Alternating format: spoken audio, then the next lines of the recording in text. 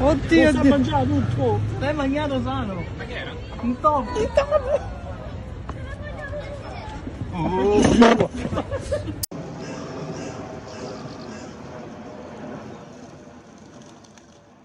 Now he manages to grab a pigeon by the neck, carries it into the water, and tries to kill it by biting through its spinal cord.